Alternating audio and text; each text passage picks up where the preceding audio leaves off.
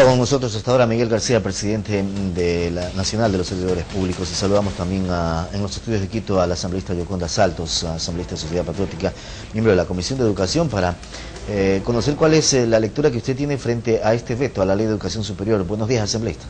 Muy buenos días, muchas gracias Bienvenida. por permitirme llegar a la ciudadanía a través de su medio de comunicación. Bienvenida. En realidad, al momento ya está el veto presidencial para ser analizado en el seno de la Asamblea Nacional y pues nuevamente llevarlo a votación.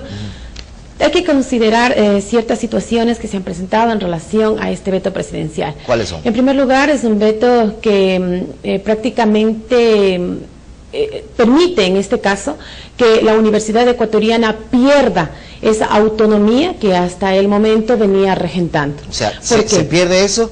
Se pierde por completo. ¿Por qué? Aunque los de Alianza Países tienen que no.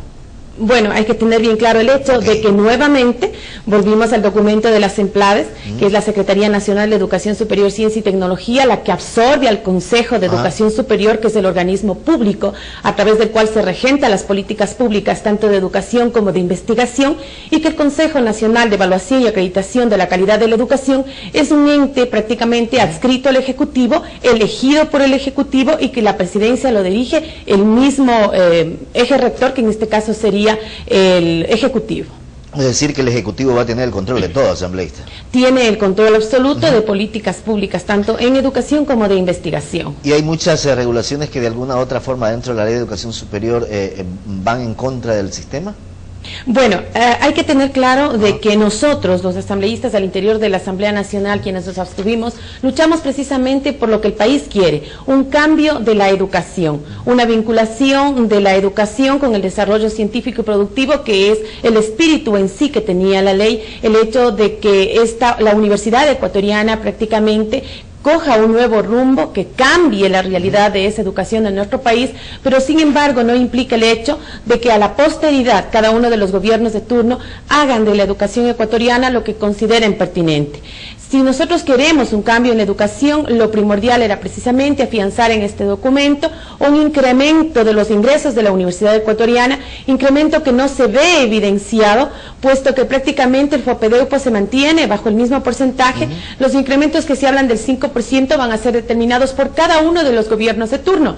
Entonces, esto implica el hecho de que la universidad queda un vaivén al vaivén de la política. Cuando se hablaba o se discutía o se socializaba el tema de la Ley de Educación Superior, en principio, y de acuerdo a los, valga redundancia, acuerdos legislativos, ahora cambió la conformación del Consejo de Evaluación y Acreditación, que según aprobó el Parlamento, iba a tener 6 miembros elegidos por concurso público. Resulta que ahora los 3 representantes de la Academia van a participar en un concurso organizado por el Consejo Electoral, y los 3 restantes serán designados por el Ejecutivo directamente. Bueno, prácticamente de esa forma se constituyen 2 organismos que están adscritos a los gobiernos. No tienen autonomía para la toma de decisiones, porque prácticamente esa autonomía ya se ve lesionada a través de la conformación de un organismo que estaría pues supeditado a las decisiones del gobierno. Lo que ustedes hicieron dentro de esa Comisión de Educación no es tal como cuando reciben este veto, ¿se han alterado algunos aspectos? Bueno, es lamentable y hay que decirlo, porque realmente todo el trabajo, todos aquellos puntos que fueron superados al interior de la comisión, nuevamente vuelven a retomar en este veto y con mucha fuerza, ¿no? Regresamos al proyecto del inicio, y toda aquella buena voluntad que habría podido tener este gobierno en relación a lo que debe ser la educación superior queda deslegitimado desde el mismo momento en que no han sido superados esos problemas que implican pues vivir en entera democracia dentro de la Universidad Ecuatoriana. Ahora, este veto debe ser estudiado por todos, me refiero a asamblea, universidades, no sé, para buscarle un consenso, ¿o ya no se puede hacer nada más ahí? Bueno, al momento solamente cabe el veto parcial o el veto total de la Asamblea Nacional, el allanarnos, ¿no? El ratificarnos a ¿Y ahí los 83 votos? ¿Perdón? ¿Habrán los 83 votos? No, al momento no existen esa votación. Recuerde de que esta ley fue legitimizada precisamente por un solo voto. Está siendo cuestionado un voto del asambleísta que no asistió, que fue de Alianza País. Hubieron abstenciones y hubo la votación de la oposición. Es decir que a juicio suyo esta normativa, con el veto como está, ¿va a quedar ahí? Bueno, pasaría prácticamente por el Ministerio de la Ley. Pasaría prácticamente por como pasado ya algunas leyes en la Asamblea Nacional, que en este caso sería por el presidente de la República, ¿no? Y conversaba hace un momento con Miguel García, presidente de los servidores públicos. ¿Cuál es la lectura que usted le da también a ese veto de la ley del servicio público? Bueno, yo considero de que la Asamblea Nacional lo que debe hacer es precisamente ratificarse en lo que se aprobó al interior de la misma, puesto que esta ley, con la votación que tuvo, implicaba el considerar y legitimizar derechos de los trabajadores y trabajadoras ecuatorianos.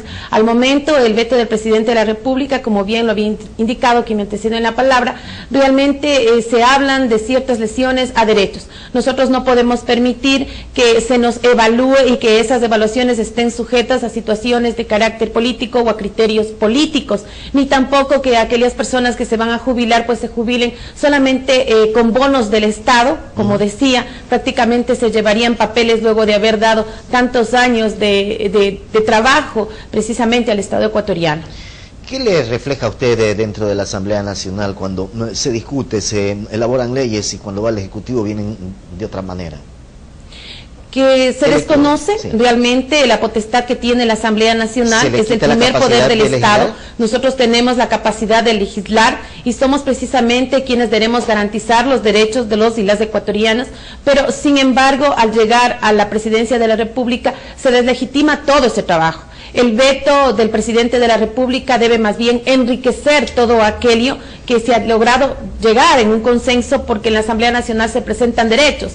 Hay derechos individuales, derechos de grupos, derechos institucionales, hay muchos derechos que nosotros como legisladores tenemos que buscar mediarlos, pero sin embargo ese trabajo se ve deslegitimado a futuro. Asambleísta, quiero agradecerle por haber estado con nosotros esta mañana. Buen día.